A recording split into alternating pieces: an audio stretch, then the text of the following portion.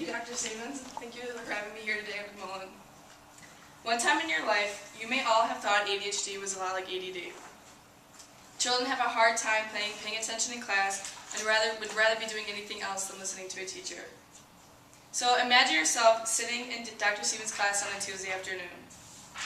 You have all different kinds of thoughts going on in your head. It's raining. I'm hungry. Why is that TV making that noise? My leg really itches. I see a dog running outside.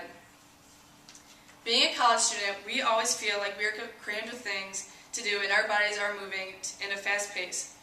Just like our fast-paced movements, ADHD is a lot like a fast-paced cheetah. From the survey, some of you believed ADHD was just like daydreaming and not being able to focus in school. For some people, this is true, where for others it affects them a lot differently.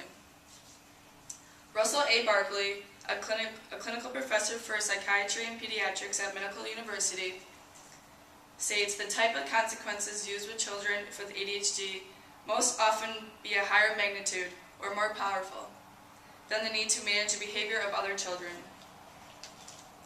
I am going to get away from what you already know and move to the more difficult aspects ADHD children have.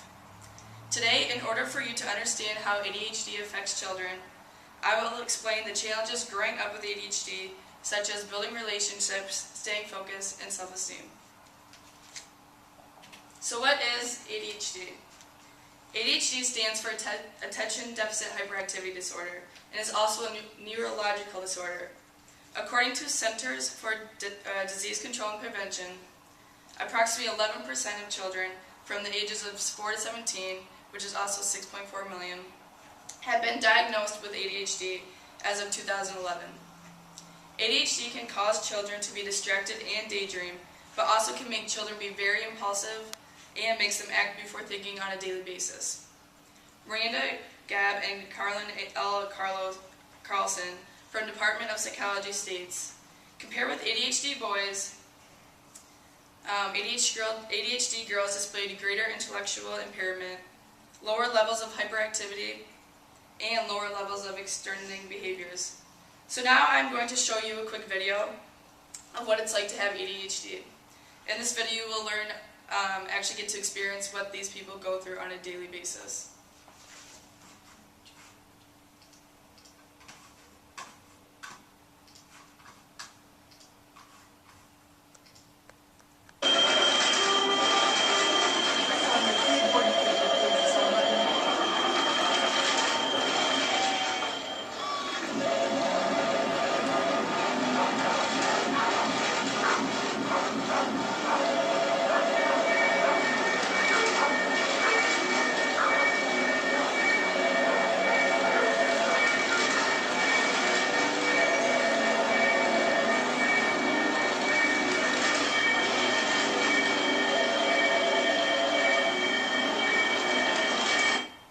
At the beginning of this video, it said to answer the questions, and they had questions at the end of this video. And my boyfriend, who has ADHD, he understood everything that was going on here. When the questions were asked, he knew the answer right away. For me, I don't have ADHD, but a lot of people I know have ADHD, and it took me 3 times to watch this video and to figure out what the answers actually were.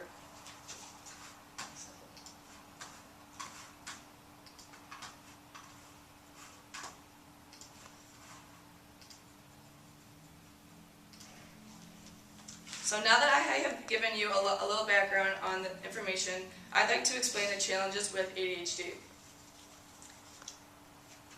So being a child with ADHD, one challenge that is very difficult is making friends and continuing positive relationships.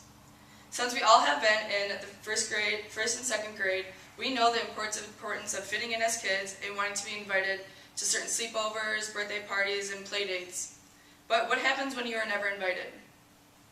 Unfortunately, this is the case for a lot of kids with ADHD. When my cousin was in the 2nd grade, he had a very difficult time with making friends.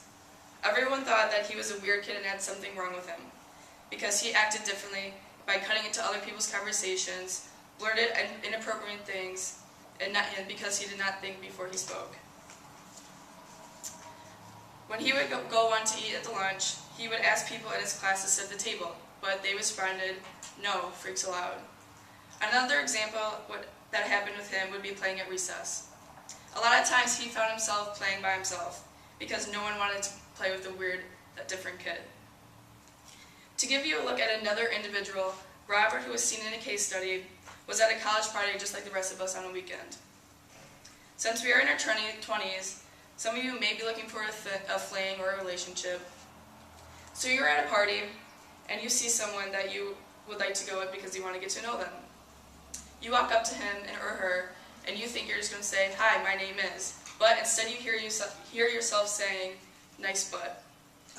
This is a prime example of showing individuals with ADHD have a difficult time before they speak. Another challenge of ADHD includes staying focused. One time in your life, you all have felt the difficulties of paying attention in class. It could harm finding out what the homework is due, how to correctly write something, or formulate ideas. We have this mindset of what we think being distracted is, but until you actually experience it is a whole lot different. My boyfriend, as I said earlier, who has ADHD, would also get distracted as a kid. He would not be able to sit still during class. He would blurt out answers before getting called on, and multiple times he would get out of his seat, even if for no apparent reason, even if he said to sit down. His teacher said to sit down prior to that. Cynthia Pollock, author of journal article, Working Memory Demands Impaired Skills and Children with ADHD, states, "Children with ADHD were unable to acquire the same level of cognitive skills as other non-ADHD children." Another challenge is self-esteem. One individual named Jack did not want to invite anyone into his creative world. He viewed everyone as a threat because he had a fear of people making fun of him. What he was doing, he might want to make fun of himself.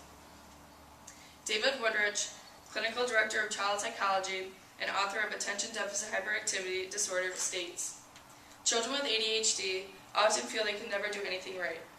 After failing at school or receiving repeated negative parental and peer feedback, anger occurs. Too often it may boil over into unacceptable conduct. Children may only think success occurs when they do this unacceptable conduct." So having this past experience and thinking they can never achieve at anything makes it hard for them to transfer to different settings, even if it was a better location. Rob, a recent graduate of St. Ambrose University, says his past experience growing up with ADHD had made it very difficult for him because of the bullying. Even transferring from grade school to middle school, he still had a hard time believing in himself, even if it was a better environment.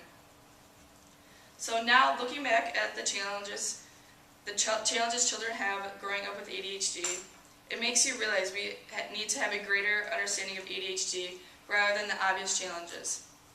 We want to get the children away from thinking something is wrong with them and make them realize it's not a curse, it's a gift. Thank you.